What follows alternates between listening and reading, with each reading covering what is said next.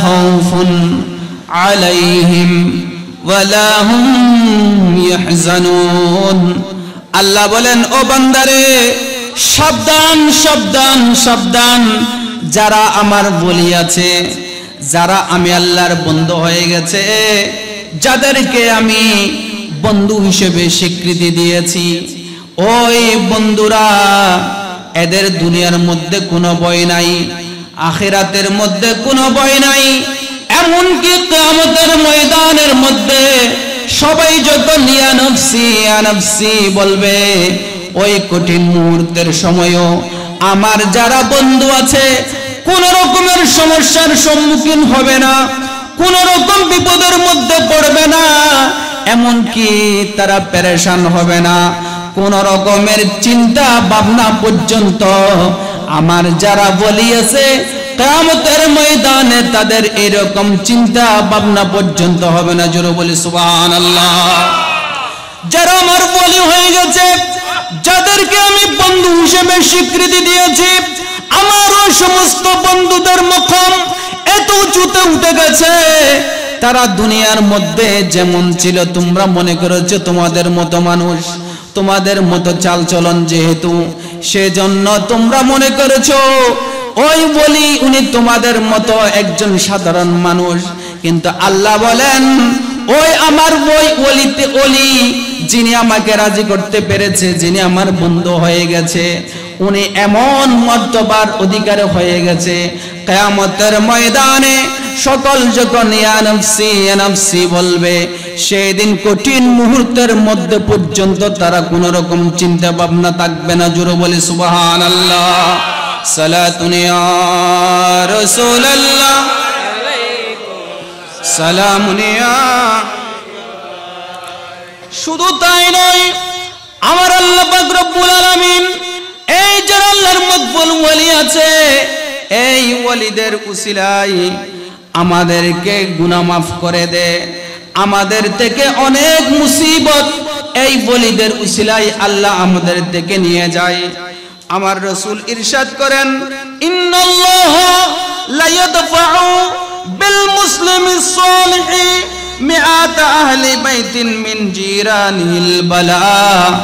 যদি আপনার কাছে ইন্নাল্লাহা লা ইয়াদফাউ বিল মুসলিমিস সালিহ, আমার রাসূল বলেন নিশ্চয় আল্লাহ তাআলা দূর করে দেন বিল মুসলিমিস সালিহ, যারা আমার বলি আছে, যারা আমার বন্ধু আছে, ওই সমস্ত বন্ধুদের কারণে 100টা পরিবারের গুনাহ সমূহ আল্লাহ পাক রব্বুল আলামিন সেদিন মাফ করে দিবে। জোরে বলে সুবহানাল্লাহ। আপনার আশেপাশে, ওলির আশেপাশে যে 100টা পরিবারের গুনাহ আমার আল্লাহ পাক রব্বুল আলামিন ওই ওলির উসিলায় আপনাদের 100টা পরিবারের গুনাহ মাফ করে দিবে। শুধু তাই নয়, আপনাদের মুসিবত সমূহ ওই আল্লাহর মকবুল ওলির উসিলায় আল্লাহ পাক রব্বুল আলামিন দূর করে দিবে। একটু জোরে বলে সুবহানাল্লাহ। আল্লাহু আকবার। ইয়া রাসূলুল্লাহ, ইয়া গাউসুল আজম দোস্ত, জিন্দাবাদ জিন্দাবাদ। সালাতুন ইয়া রাসূলুল্লাহ সালামুন ইয়া। আমার রাসূল এরপরে হাদিসে পাকের মধ্যে ইরশাদ করেন, লাউলা আবাদুন লিল্লাহি রুকআউন ওয়া সিবিয়াতু রুদ্দাউন ওয়া বাহাইমুন রুদ্দাউন লাসুব্বা আলাইকুমুল আযাবু সাব্বান সুম্মা রুদ্দান রুদ্দা। আমার রাসূল বলেন, আমার ইবাদতকারী বান্দারা যদি তোমাদের মধ্যে যদি না থাকতো, এবং দুধ পানকারী ছোট্ট ছোট্ট মাসুম বাচ্চারা যদি তোমাদের মধ্যে না থাকতো, এবং চার পাওয়ালা জন্তুরা যদি তোমাদের কাছে না থাকতো, আমার আল্লাহ লাসুব্বা আলাইকুমুল আযাব, তোমাদেরকে বিপদের মধ্যে ফেলতেন। সুম্মা রুদ্দান রুদ্দা, এটা এমন বিপদ, এমন কঠিন মুসিবতের মধ্যে তোমরা পড়ে যেতে, যেটা দূর করা আমি আল্লাহ ছাড়া পৃথিবীর মধ্যে কারো পক্ষে সম্ভব হতো না। জোরে বলে সুবহানাল্লাহ। তার মানে যারা আল্লাহর মকবুল ওলি আছে, যারা ছোট ছোট মাসুম বাচ্চাদের কারণে, ওলিদের কারণে এবং চার পাওয়ালা যে জন্তু আছে এগুলোর কারণে একমাত্র আমরা আল্লাহর গজব থেকে, আযাব থেকে বেঁচে থাকতে পারি। একটু জোরে বলে সুবহানাল্লাহ। আজকে সেই ওলিদের সাথে আমরা বেয়াদবি শুরু করেছি, ঠিক কিনা? একটু জোরে বলেন না, ঠিক কিনা? তো ওলিদের সাথে যদি বেয়াদবি করি, আমার আল্লাহ তাদেরকে এলার্ট করে দিচ্ছে। আমার আল্লাহ বুখারী শরীফের মধ্যে বলেন, মান আদালি ওয়ালিয়ান ফাকাদ আযানতাহু বিল হারবি। যারা আমার ওলি যারা আছে তাদের সাথে দুশমনি করে, শত্রুতা পোষণ করে, তারা যেন আমি আল্লাহর সাথে যুদ্ধের জন্য প্রস্তুতি নেয়। একটু জোরে বলে সুবহানাল্লাহ। কারণ বন্ধু তো, কারণ বন্ধুর সাথে যদি কেউ বেয়াদবি করে, বন্ধুর সাথে যদি কেউ দুশমনি করে, সেটার জবাব দেন কে? কারণ ওলিরা কার বন্ধু? একটু জোরে বলেন না, কাল বন্ধু? আল্লাহর প্রিয় হাবিব আপনি, কাঁটাবিহীন একটি গোলাপ। আল্লাহর প্রিয় হাবিব আপনি, কাঁটাবিহীন একটি গোলাপ। আপনাকে কেউ কষ্ট দিলে স্বয়ং আল্লাহ দেয় জবাব। আল্লাহর প্রিয় হাবিব আপনি, কাঁটাবিহীন একটি গোলাপ। কষ্ট হচ্ছে আপনাদের? তা আওয়াজ বের হচ্ছে না যে? আল্লাহর প্রিয় হাবিব আপনি, কাঁটাবিহীন। আপনাকে কেউ কষ্ট দিলে স্বয়ং আল্লাহ দেয় জবাব। আল্লাহর প্রিয় হাবিব আপনি, কাঁটাবিহীন। তাহলে যারা আল্লাহর বন্ধু হয়ে যায়, যাদেরকে আল্লাহ কবুল করে নেয়, তাদেরকে যখন কেউ কষ্ট দিবে, তাদের যখন কেউ বদনাম করবে, তাদের সাথে যখন কেউ শত্রুতা পোষণ করবে, সেটার জবাব দিবেন কে? একটু বড় করে বলেন না, কে? আল্লাহ পাক রব্বুল আলামিন বুখারী শরীফের মধ্যে হাদিসে কুদসির মধ্যে ইরশাদ করেছেন, মান আদালি ওয়ালিয়ান ফাকাদ আযানতাহু বিল হারব। যারা আমার ওলিদের সাথে দুশমনি করে, যারা আমার ওলিদের সাথে শত্রুতামি করে, আল্লাহ বলেন আমি তাদের বিরুদ্ধে যুদ্ধ ঘোষণা করলাম। আল্লাহ পাক রব্বুল আলামিন এর বলেন, ওয়া মা তাকাররাবু ইলাইয়া আবদি বিশাইইন আহাব্বা। তারা এমন কিছু কাজ করে, আমার ওলিরা এমন কিছু ইবাদত করে, যে ইবাদতগুলো তুমি বান্দার জন্য আমি ফরজ করেছি, সেগুলো আমি করি না, আপনি করেন না। কিন্তু আমার ওলি যারা আছে তারা তো সেই ইবাদতগুলো করে, এবং এমন ইবাদত তারা করে যে ইবাদতগুলো আমি তাদের জন্য আত্মবশ্যক করে দিই নাই, অপরিহার্য করে দিই নাই। ওই ইবাদতগুলো তারা করে, যার কারণে আমি আল্লাহ আমার বন্ধুদেরকে ভালোবাসতে শুরু করি। জোরে বলি সুবহানাল্লাহ। আল্লাহ তাদেরকে ভালোবাসতে শুরু করেন। ওলি যারা আছে তাদেরকে আল্লাহ মুহাব্বত করতে শুরু করেন। এরপরে আমার আল্লাহ পাক রব্বুল আলামিন বলেন, মিম্মা ফতারাদতু আলাই, ফরজ ইবাদত আমি তাদেরকে যে ইবাদতগুলো তাদের জন্য আত্মবশ্যক করেছি। এর মধ্যে ওইগুলো হচ্ছে ফরজ ইবাদত, হচ্ছে আমার কাছে সবচেয়ে বেশি প্রিয়।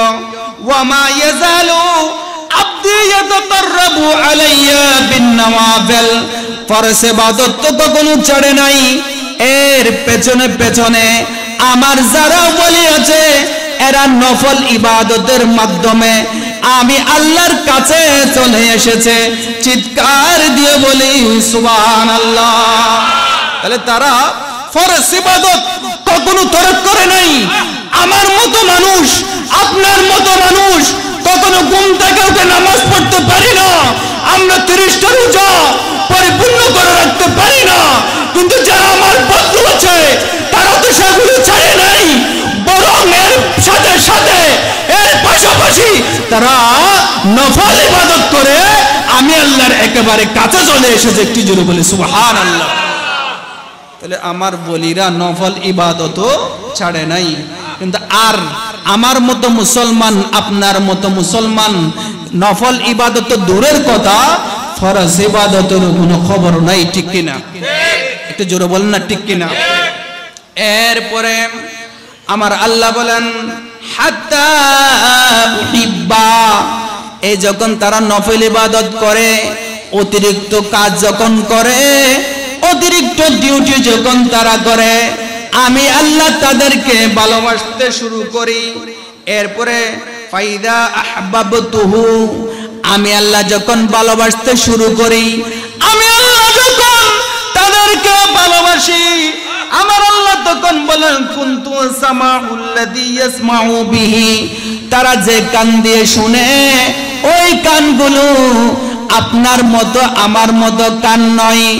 এটা যদিও বা এটা আহমদ শাহ কাতালভীর রহমতুল্লাহ আলাইহির কান মুবারক দিয়ে শুনে, সৈয়দ আহমদ শাহ শ্রীকুটি রহমতুল্লাহ আলাইহির কান মুবারক দিয়ে শুনে, হুজুর কিবলা তৈয়ব শাহর কান মুবারক দিয়ে শুনে, ইমামে গাজী শেরে বাঙ্গালা ওনার কান মুবারক দিয়ে শুনে, আল্লাহ বলেন নয় নয় নয়, এগুলো তাদের কান নয়, এগুলো হলো আমি আল্লাহর কুদরতি কান।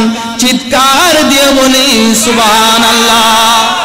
এগুলো আমার কান হয়ে যায়, আমি আল্লাহর কুদরতের কান হয়ে যাই। এরপরে আল্লাহ পাক রব্বুল আলামিন বলেন ওয়া বাসারাহুল্লাযী ইউবসিরু বিহি, তারা যে চোখ দিয়ে দেখে, এইগুলো দুনিয়ার আপনার মতো আমার মতো চোখ মনে করিয়েন না। আল্লাহ বলেন মানুষে এগুলো তোমার মতো ওই অমুকের মতো অমুকের মতো চোখ মনে করিও না, এগুলো হচ্ছে আমি আল্লাহর কুদরতের চোখ, যার কারণে তারা বাংলাদেশের জমিনের মধ্যে বসেও সারা পৃথিবীর খোদার খোদাই পর্যন্ত দেখতে পাই। যেন বলে সুবহানাল্লাহ। তাহলে বলতে চেয়েছিলাম আল্লাহ ডিক্লার দিচ্ছে আমার ওলিরা যে চোখ দিয়ে দেখে, এগুলো আমার মতো আপনার মতো চামড়ার চোখ নয়। আল্লাহ বলেন এগুলো হচ্ছে আমি আল্লাহর কুদরতের চোখ, যার কারণে আপনারা যারা আজকে এই উরস মুবারকের মধ্যে উপস্থিত হয়েছেন, যারা উরস মুবারকের মধ্যে সহযোগিতা করেছেন, যারা উরস মুবারকের মধ্যে উপস্থিত হবে, প্রত্যেকের লিস্টগুলো আহমদ শাহ কাতালভীর রহমতুল্লাহ আলাইহির দরবারের মধ্যে আছে এবং উনি আমরা সবাইকে দেখতে পাচ্ছে। চিৎকার দিয়ে বলি সুবহানাল্লাহ। কারণ যার চোখ আল্লাহর চোখ হয়ে যায়, যার কান আল্লাহর কান হয়ে যায়, উনি সবকিছু শুনে, উনি সবকিছু দেখে।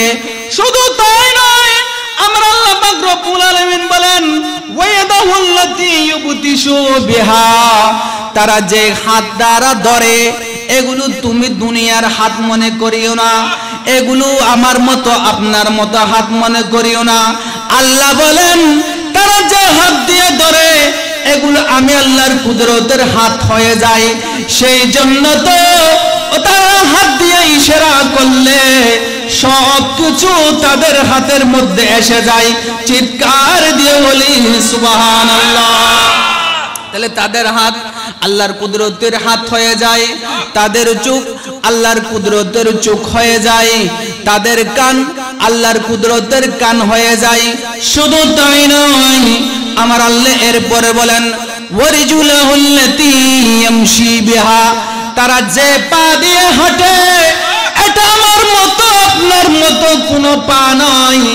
আমি আর আপনি যখন সামনে কদম দিই, আমরা এক পা থেকে দুই পা যেতে পারি না, আমাদের এক কদম এটা দুই কদমে পরিণত হয় না। কিন্তু যারা আমার ওয়ালি আছে ওদের কদম এটা কেমন কদম জানেননি? আল্লামা জালালউদ্দিন সুয়ুতী রাহমাতুল্লাহি আলাইহি উনি এক মাসের দূরত্ব ওই রাস্তাটা মাত্র 27 কদমে পার হয়ে গেলেন। চিৎকার দিয়ে বলি সুবহানাল্লাহ। তাহলে আল্লামা জালালউদ্দিন সুয়ুতী উনি মাত্র 27 কদমে উনি যেটা এক মাসের রাস্তা যেখানে যেতে সেই রাস্তা পার হয়েছে। খানায়ে কাবার মধ্যে গিয়ে ছাত্রদেরকে সহ নিয়ে আসরের নামাজ আদায় করেছে মাত্র 27 কদম দিয়ে। কি মানে? আল্লাহ যা বলেছেন ওয়ারিজুলাহুল্লাতী ইয়ামশি বিহা, তারা যে পা দিয়ে হাঁটে যেটা আমার মতো আপনার মতো পা নয়, তাদের সেই পা যখন আমি আল্লাহর কুদরতের পা হয়ে যায় তখন তাদের সেই পা দিয়ে 27 কদমে এক মাসের রাস্তা অতিক্রম করে খানায়ে কাবার মধ্যে নামাজ পড়তে পারে। একটু জোরে বলি সুবহানাল্লাহ। আল্লাহু আকবার। ইয়া রাসূলুল্লাহ, ইয়া রাসূলুল্লাহ, জিন্দাবাদ জিন্দাবাদ জিন্দাবাদ। এরপরে আমার আল্লাহ বলেন ওয়া ইন সাআলানি লাউতিয়ান্নাহু, আমার ওয়ালিরা যখন আমি আল্লাহর কাছে প্রার্থনা করবে, কোনো কিছু চাইবে, আমার জন্য আপনার জন্য যখন সুপারিশ করবে, আমার আল্লাহ বলেন আমার যারা বন্ধু আছে তারা যখন আমি আল্লাহর কাছে কিছু চাইবে, আমি আল্লাহ তাদেরকে এগুলো দিয়ে দিব। চিৎকার দিয়ে বলি সুবহানাল্লাহ। তাহলে এই জন্য ওলিরা আল্লাহর কাছে চাই, তখন আমরা যদি ওলিদের কাছে যাই, ওলিরা যদি আমাদের পক্ষ হয়ে যদি সুপারিশ করে, তাহলে আল্লাহ তাদের সেই হাতকে কখনো ফেরত দিবে না। ঠিক কিনা? তাদের হাতকে কখনো ফেরত দিবে না। এই জন্য আমরা ওলিদের কাছে যাই, কারণ আল্লাহ বলেছেন তারা আমার বন্ধু হয়ে গেছে। আমার বন্ধুদের জন্য মাল্লাহুল মাওলা ফালাহুল কুল, আল্লাহ যার হয়ে যায় এই খোদার খোদাই সবকিছু তার হয়ে যায়। চিৎকার দিয়ে বলি সুবহানাল্লাহ। যেহেতু ওনারা আল্লাহর কাছে চলে যেতে পেরেছে, আল্লাহকে রাজি করতে পেরেছে, আমরা যেহেতু আল্লাহকে রাজি করতে পারি নাই, সেজন্য আমরা ওলিদের কাছে যাই, তারা যাতে একটু আমাদের জন্য সুপারিশ করে। ঠিক কিনা? আমরা ওলিদের কাছে চাই না, আমরা ওলিদেরকে সুপারিশকারী হিসেবে মানি। ওলিদেরকে যখন আমরা মাধ্যম হিসেবে যখন মানি, ওলিদের উসিলায় তখন আল্লাহ আমাদেরকে দেয়। ঠিক কিনা? আমরা তো ডাইরেক্ট গিয়ে বলি না হুজুর আমাকে দেন, আমাকে এটা দেন এটা দেন, সেটা আমরা বলি না। আমরা বরং মাজারের মধ্যে গিয়ে জিয়ারত করি, তারপরে ওই আল্লাহর ওলির উসিলায় আল্লাহর দরবারে দোয়া করি, এবং আমরা এটা আশা রাখি আল্লাহর মকবুল ওলির উসিলায় আল্লাহ আমাদেরকে দিয়ে দিবে। সুবহানাল্লাহ। আমরা কি ওলিদের কাছে গিয়ে সরাসরি চাই না, ওলিদের উসিলায় আল্লাহর কাছে চাই। আল্লাহর কাছে যখন ওলিদের উসিলায় যখন চাই, আল্লাহ নিজেই তো বলেছেন ওয়া ইন সালানি লাউতিয়ান্নাহু, আমার ওলিরা যখন আমার কাছে চাইবে আমি আল্লাহ দিয়ে দিব। একটু জোরে বলি না সুবহানাল্লাহ। আমরা চাইলে সরাসরি পাচ্ছি না, কারণ আমরা গুনাহগার। আমরা ফরজ ইবাদত তো আমরা তো নফল ইবাদত দূরের কথা, ফরজ ইবাদত আমরা ঠিকঠাক আদায় করি না। আমরা পাপের সাগরে ডুবে আছি, আমাদের মাথা থেকে পা পর্যন্ত গুনাহ ছাড়া কিছু নাই।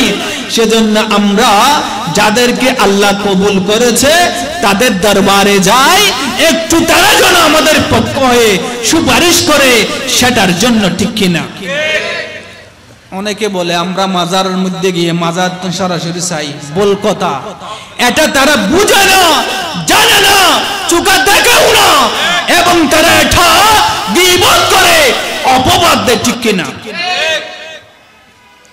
যারা এরকম করে আমি বলবো তারাও বুঝে না, যারা সরাসরি চাইবে তারাও বুঝে না। আমরা ওলিদের উসিলায় আল্লাহর কাছে চাইবো, ঠিক কিনা? ওলিদের উসিলায় যখন আমরা আল্লাহর কাছে চাইবো, আল্লাহ আমাদেরকে দিয়ে দিবে, ঠিক কিনা? আল্লাহুম্মা সাল্লি আলা মাওলানা মুহাম্মদ ওয়া আলা আলি মাওলানা। আল্লাহর বিখ্যাত একজন বলি, যার নাম হলো হযরত আবু বকর ওয়াররাক। আবু বকর ওয়াররাক রাহমাতুল্লাহি আলাইহি, উনি একদিন রাতে ঘরের মধ্যে ঘুমাচ্ছিলেন। উনি হঠাৎ করে মধ্যরাতে কানের মধ্যে একটা আওয়াজ আসে, হুজুর আমি যুদ্ধের ময়দানের মধ্যে বড় বিপদের মধ্যে আছি, আমি ও মুসলিমদের সাথে জিহাদের মধ্যে আছি, কাফেরদের সাথে আমি যুদ্ধ করছি, হুজুর বড় মুসিবতের মধ্যে পড়ে গেছি, আমাকে যদি একটু পারেন আপনি সাহায্য করেন। আল্লাহর বলি হযরত আবু বকর ওয়াররাক রাহমাতুল্লাহি আলাইহি, উনি তখন জিন্দা, উনি উনার ওই রূহানি কান দিয়ে উনি শুনে ফেলেছে। আমি আগেই বলেছি ওয়াসামাহুল্লাযী ইয়াসমাউ বিহা, তারা যে কান দিয়ে শুনে, এটা দুনিয়ার কোনো কান নয়, এটা হলো আল্লাহর কুদরতি কান। এই জন্য আবু বকর ওয়াররাক রাহমাতুল্লাহি আলাইহি উনি ঘরের মধ্যে যদিও বা ঘুমাচ্ছিলেন, যুদ্ধের ময়দানের মধ্যে উনার মুরিদে উনার স্মরণ করেছে, উনি সেটা সরাসরি শুনতে পেয়েছেন। জোরে বলি সুবহানাল্লাহ। কারণ যাদের কান আল্লাহর কুদরতের কান হয়ে যায়, তারা ঘরের মধ্যে ঘুমাইলেও সেখান থেকে তারা যুদ্ধের ময়দানে মুরিদ এবং অনুসারীদের ডাক শুনতে পায় কিনা? একটু জোরে বলেন না, পায় কিনা? আবু বকর ওয়াররাক রাহমাতুল্লাহি আলাইহি মধ্যরাতে মুরিদকে বাঁচানোর জন্য যুদ্ধের ময়দানের মধ্যে চলে গেলেন। যুদ্ধের ময়দানের মধ্যে গিয়ে অনেকক্ষণ যুদ্ধ করলেন, অনেক কাফেরদেরকে উনি কতল করে দিলেন, এবং শেষ পর্যন্ত উনি নিজেও শহীদ হয়ে গেলেন। শহীদ হওয়ার পরে ওই আবু বকর ওয়াররাক রাহমাতুল্লাহি আলাইহি উনাকে এমন ভাবে শহীদ করা হয়েছে, উনার ওই সর মুবারক, মাথা মুবারক, এটা উনার দেহ থেকে আলাদা করে দেওয়া হয়েছে। তারপরে ওই মাথাটা যুদ্ধের ময়দানের মধ্যে রেখে আবু বকর ওয়াররাক রাহমাতুল্লাহি আলাইহি উনি উনার জিসিমে পাক এটা নিয়ে ঘোড়ার উপর সাইর হয়ে উনি চলে এসেছেন। চলে আসার পরে উনি একটি বাড়ির পাশে দাঁড়ালেন। ওই বাড়ির মধ্যে উনার একজন অনুসারী ছিল, যার নাম হলো হযরত ইমামউদ্দিন। উনি বৃদ্ধ হয়ে গেছে। ওই ইমামউদ্দিনকে আবু বকর ওয়াররাক রাহমাতুল্লাহি আলাইহি উনি ডাকতে লাগলেন ঘোড়ার উপর থেকে। দেখা যায় যখন ডাকতে লাগলেন ইমামউদ্দিন বের হলো। ওগো ইমামউদ্দিন, ওগো ইমামউদ্দিন, আমি আবু বকর ওয়াররাক তোমাকে তালাশ করছি। ইমামউদ্দিন বের হয়ে দেখে ঘোড়ার উপরে একটা নূরানি জিসিমে পাক বসে আছে এবং উনাকে ডাকছে। কণ্ঠটা বড় পরিচিত মনে হচ্ছে। তখন উনি বললেন, আমি আবু বকর ওয়াররাক বলতেছি, ইমামউদ্দিন রে, আমি যুদ্ধের ময়দানের মধ্যে গিয়েছিলাম আমার অনুসারীকে সাহায্য করার জন্য। আমি ওখানে শহীদ হয়ে গেছি। সেখানে আমার মাথা মুবারকটা যুদ্ধের ময়দানের মধ্যে পড়ে আছে। তুমি একটু গিয়ে আমার মাথা মুবারকটা ওই যুদ্ধের ময়দান থেকে এনে আমার জিসিমে পাকের সাথে একটু দাফন করে দাও। জোরে বলে সুবহানাল্লাহ। মাথা যুদ্ধের ময়দানের মধ্যে আছে এবং জিসিমে পাক নিয়ে চলে এসেছে। ইমামউদ্দিনকে বলেন, এই ইমামউদ্দিন, তুমি যুদ্ধের ময়দানের মধ্যে যাও, আমার মাথা মুবারক অমুক জায়গার মধ্যে পড়ে আছে, সেখানে অনেক মাথা মুবারক তুমি দেখতে পাবে, তবে আমার মাথা মুবারকের পাশে তুমি দেখবে সেখানে আলো জ্বলছে। একটু জোরে বলেন সুবহানাল্লাহ। কারণ ইমামউদ্দিন বলেন, হুজুর, এখানে তো শুনেছি অনেক মানুষ শাহাদাত বরণ করেছে, আমি তো সেখানে যাব, আপনার মাথা মুবারক এই অন্ধকার রাতে আমি চিনব কিভাবে?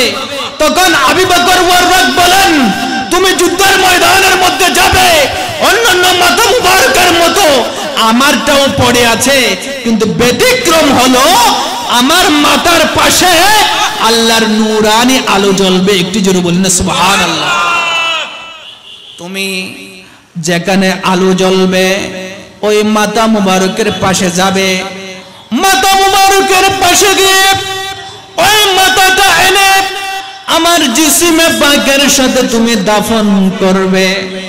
বলো, হুজুর আমার কি লাভ? বলো, তোমার কি লাভ? তুমি কি লাভ চাও? বলো, হুজুর একটু তো চাই। কারণ ওলিদের কাছে যখন চাইবেন, ওলিরা যখন, আমি আগে বলেছি, আল্লাহর কাছে যখন সুপারিশ করবে, ও ইনসালানি লাউতিয়ান্নাহু, আল্লাহর কাছে যখন তারা চাইবে, আল্লাহ তাদের চাওয়াকে কখনো ফেরত দিবে না। জোরে বলে সুবহানাল্লাহ। আল্লাহ তাদের চাওয়াকে কখনো ফেরত দিবে না, কারণ আমার হাতকে আল্লাহ ফেরত দিতে পারে, আমার চাওয়াকে আল্লাহ ফেরত দিতে পারে, কিন্তু যাদেরকে আল্লাহ কবুল করে নিয়েছেন তাদের সেই চাওয়া কখনো আল্লাহ ফেরত দিবে না। একটু জোরে বলি না সুবহানাল্লাহ। সালাতুন ইয়া রাসূলুল্লাহ, সালামুন ইয়া।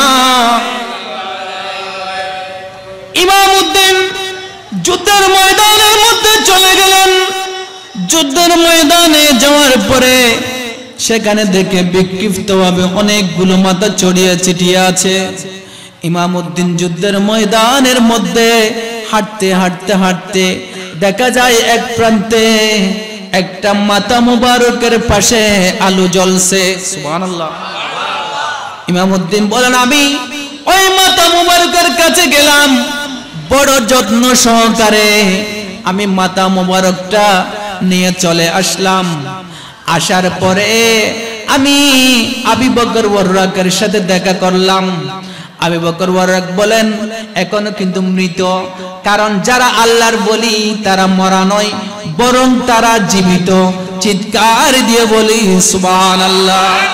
কারণ যারা আল্লাহর রাস্তায় শাহাদাত বরণ করে তারা কি নয়? মৃত নয়, তারা জীবিত। বলেছেন কে? একটু জোরে বলেন না, কে? আল্লাহ পাক রব্বুল আলামিন বলেন, ওয়ালা তাকুলু লিমান ইউকতালু ফি সাবিলিল্লাহি আমওয়াত বাল আহইয়া ওয়ালাকিন লা তাশউরুন। জোরে বলে সুবহানাল্লাহ। আল্লাহ পাক রব্বুল আলামিন সূরা বাকারার মধ্যে ডিক্লেয়ার দিচ্ছেন, যারা আমার রাস্তার মধ্যে শাহাদাত বরণ করে তোমরা তাদেরকে মৃত বলিও না। আল্লাহ কেন বলবো না? আল্লাহ বলেন বাল আহইয়া, কারণ তারা জীবিত। জীবিত মানুষে মরা বরার অধিকার দুনিয়ার কাউরে আমি দিই নাই। জোরে বলে সুবহানাল্লাহ। কারণ আল্লাহ বলছেন জীবিত আর মোল্লাই বলছে মরা। আমরা কার কথা শুনবো? আল্লাহর কথা শুনবো নাকি মোল্লার কথা শুনবো? একটু আওয়াজ দেন না, কার কথা শুনবো?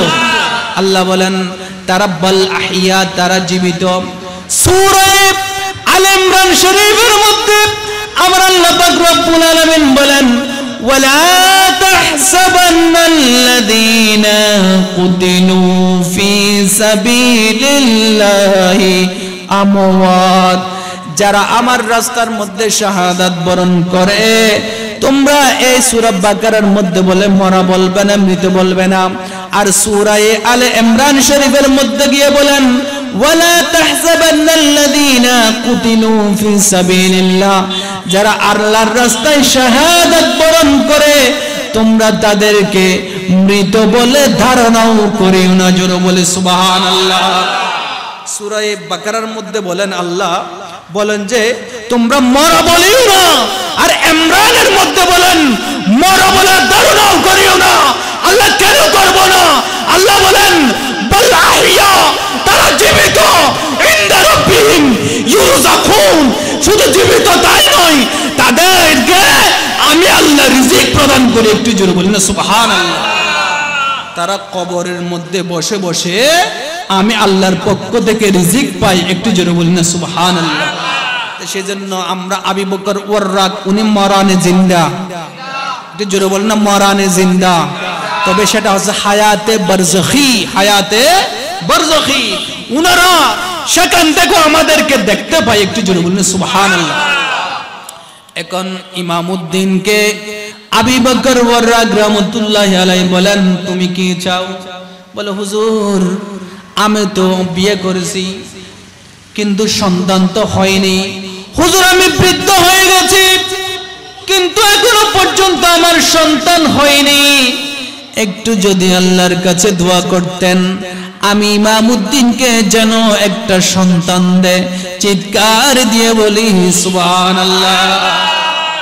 ইমামউদ্দিন বলেন এই সুযোগের মধ্যে আমি চাইনি, এবং উনি চাইছেন আল্লাহ আবু বকর ওয়াররাকের সেই দোয়ার হাত ফেরত দেয় নাই।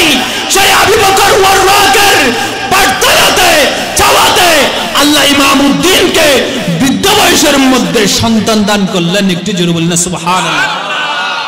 তাহলে আল্লাহ চাইলে পারে কি পারে না? একটু জোরে বলেন না পারে কি পারে না? হযরত জাকারিয়া আলাইহিস সালামও বৃদ্ধ বয়সের মধ্যে সন্তান দিয়েছিল। হযরত ইয়াহইয়া আলাইহিস সালামকে আল্লাহ পাক রব্বুল আলামিন বৃদ্ধ বয়সের মধ্যে সন্তান দিয়েছিল। তার মানে আল্লাহ পাক রব্বুল আলামিন আল্লাহ চাইলে কোন ছোট বড় বৃদ্ধ স্বামী কিছু লাগে না। আল্লাহ বলেন ফাআলুল লিমা ইউরিদ, আমি আল্লাহ যেমন ইচ্ছা করি তেমন করি। একটু জোরে বলেন সুবহানাল্লাহ। কারণ আমি আল্লাহকে কারো কাছে জবাবদিহিতে করতে হয় না, আমি আল্লাহ যেমন ইচ্ছা তেমন করি। যে ওলিদের উসিলায় আমরা এত কিছু পাচ্ছি, আজকে আমরা তাদের নামে বদনাম করি, ঠিক কিনা? আল্লাহ আল্লাহ বলেন ওয়াল বালাদুত তাইয়্যিবু ইয়াখরুজু নাবাতুহু বিইذن রাব্বিহি ওয়াল্লাযী খাবুসা লা ইয়াখরুজু ইল্লা নাকিদা। এটা তো ধারাই করবে যেগুলো খারাপ মা বাবার থেকে, অনুর্বর জায়গা থেকে যেগুলো উৎপাদিত হয়, খারাপ মা বাবা থেকে যেগুলো পয়দা হয়, ধারাই আল্লাহর ওলিদের সমালোচনা করে, ঠিক কিনা?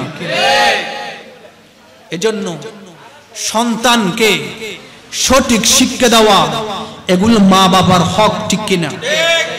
কারণ আপনার সন্তান যখন খারাপ পথের মধ্যে যাবে, আপনার সন্তান যখন গুনাহের মধ্যে নিমজ্জিত হবে, সেটার জন্য আল্লাহর দরবারে আপনাকে জবাবদিহিতে করতে হবে, ঠিক কিনা? এখন আপনার সন্তান, আপনার ভাই এখন সিনেমা হলের মধ্যে আছে, ইয়াবা ট্যাবলেট নিয়ে ব্যস্ত আছে, এরকম মানুষ আছে না নাই? কেন? নিশ্চয় আপনার মধ্যেও কিছু বেজাল আছে। কি আছে? আল্লাহ সূরা আরাফের মধ্যে 58 নম্বর আয়াত আল্লাহ বলেন ওয়াল বালাদুত তাইয়্যিবু ইয়াখরুজু নাবাতুহু বিইذن রাব্বিহি ওয়াল্লাযী খাবুসা লা ইয়াখরুজু ইল্লা নাকিদা। কারণ উর্বর জমি থেকে উর্বর ফসল বের হয়, খারাপ জমি থেকে খারাপ ফসল বের হয়। মা বাবা যদি ভালো হয় সন্তান ভালো হবে, মা বাবা যদি খারাপ হয় সন্তান খারাপ হবে। কারণ সে সঠিক গাইডলাইন করতে পারে নাই, সে তার সন্তানকে সঠিক গাইডলাইন দিচ্ছে না, যার কারণে তার সন্তান খারাপ পথের মধ্যে চলে যাচ্ছে, ঠিক কিনা? মা পর্যন্ত টিকটক করতেছে, আছে না নাই? টিকটক চিনেন তো? একটু আওয়াজ বড় করেন না, চিনেন তো? এটা আওয়াজ বড় হয় না, কষ্ট হচ্ছে আপনাদের? জানার দরকার আছে না নাই? তো থাকলে ইমানদারের আওয়াজ তো ভালো কাজের মধ্যে ইমানদারের আওয়াজ তো বড় হওয়ার কথা, কারণ চুপ থাকা মানে আপনি সেই কথাকে সমর্থন করছেন তার মতো, ঠিক কিনা? এখন আপনি যদি টিকটকার আছে চুপ থাকেন, আপনি যদি ঠিক মানুষ হতেন আওয়াজ তো বড় হতো, ঠিক কিনা? আর চুপ থাকা মানি এজন্য নেকার মাসালার মধ্যে যদি স্ত্রী যদি কবুল নাও বলে, ইমাম সাহেব যখন আকদ পড়াবে তখন সে যদি কবুল নাও বলে চুপ থাকলে বিয়ে হয়ে যাবে, ঠিক কিনা? এটা মাসালা। কারণ চুপ থাকা সেটা ওরাজির আলামত। আপনারা যে খারাপ রাস্তার পক্ষে নাই সেটার জন্য আপনাদেরকে আওয়াজ বড় করে বলতে হবে, ঠিক কিনা? এজন্য যেখানে সেখানে চুপ থাকবেন না, আবার যেখানে সেখানে আওয়াজ বড়ও করা যাবে না, ঠিক কিনা? সালাতুনিয়া সালামুনিয়া মুনকার নাকিরের আগে যাবে যে কবরে, ঠিক কিনা? আমার রাসূল আসবে না, কবরে আসবে কিনা? যারা আসবে না বলে তাদের কবরে যাবে না, কিন্তু আমরা যারা এটা বিশ্বাস করি আমার রাসূল আসবে তাদের কবরে আসবে ইনশাআল্লাহ, ঠিক কিনা? কারণ আপনি যখন শুধু হাদিসে পাকের দিকে দেখেন, এখানে 3 নম্বর প্রশ্ন যেটা, মা কুনতা তাকুলু ফি হাক্কি হাযার রাজুলি আল্লাযী বুইসা ফীকুম, যেটা আমার রাসূল বলেন মা কুনতা তাকুলু ফি হাক্কি হাযার রাজুল, ইনার সম্পর্কে আপনি কি বলতেন? কেন হাযা যেটা আছে এটা হচ্ছে ইসমে ইশারা করিব, কাছের জিনিসকে নির্দেশ করার জন্য এটা ব্যবহার হয়। যদি দূরে হতো জালিকা বলতো, নিশ্চয় আমার রাসূল ঈমানদারদের কবরের মধ্যে, আশিক রাসূলের কবরের মধ্যে উপস্থিত হবেন। সেজন্য আমার রাসূল নিজে বলেছেন ফি হাক্কি হাদার রাজুল, এই ব্যক্তির সম্পর্কে, এই মহান জাত সম্পর্কে কি বলতে, একটু জোরে বলুন সুবহানাল্লাহ। এগুলো যারা বুঝে না তারা বলে যে রাসূল আসবে না, একটু জোরে বলেন না নাউজুবিল্লাহ। কিন্তু আমরা যারা সুন্নি মুসলমান আছি, যারা আশিক রাসূল আছি, যারা ওয়ালি প্রেমিক আছি, আমরা এটা বিশ্বাস করি আমার রাসূল আমাদের কবরের মধ্যে আসবে, ঠিক কিনা? কারণ যারা আসবে না বলে হয়তো তাদের কবরে আমার রাসূল যাবে না। নবী হে जो है बेगाना उसे दिल से जुदा कर दे, बिदर मदर बिरादर जा नुमालुन फर फिदा कर दे, सलातुनिया सलामुनिया। নবীকে যারা বেগানা ভাবে, যদি নবীকে যারা আপন ভাবতে পারে না, তাদের অন্তরে নবী আসবে না, হয়তো তাদের কবরেও নবী আসবে না। কিন্তু আমরা যারা আমার নবীকে আপন ভাবি, নবীকে আমরা তারাওয়ালা বাঁচানোওয়ালা ভাবি, আমাদের কবরের মধ্যে আমার নবী আগমন করবে, ঠিক কিনা? এবং আমাদের ইন্তেকালের সময়ও আমার নবী আসবে, ঠিক কিনা? সাকারাতের বিছানায় কি যে যন্ত্রণা, সাত সাগরের পানি দিল তৃষ্ণা মিটিবে না, তখন কাউসারের পানি দিবেন শাহে মদিনা, ঠিক কিনা? ইমানদারদেরকে সেই সাকারাতের বিছানার মধ্যে আমার নবী কৌসারের পানি পান করাবে, ঠিক কিনা? কৌসারের মালিক জেনে তাহাকে ডাকুন, বলো যদি বাঁচতে হয় নবীকে বাসুন, সালাতুনিয়া সালামুন ইয়া।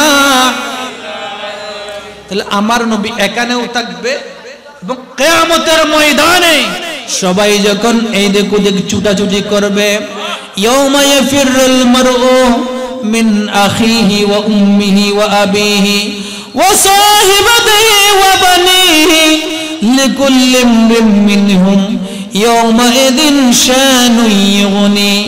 আমার আল্লাহ কুরআনুল কারীমের 30তম পারার সূরা আবসার মধ্যে ঘোষণা দেন, ইয়াউমা ইয়াফিরুল মারউ মিন আখিহি, মানুষ যখন তার ভাই থেকে পলায়ন করবে, মা বাবা থেকে পলায়ন করবে, বন্ধু বান্ধব থেকে পলায়ন করবে, তখন কেউ তার আপনজন বলতে কেউ থাকবে না, সবাই ইয়া নাফসি বলবে।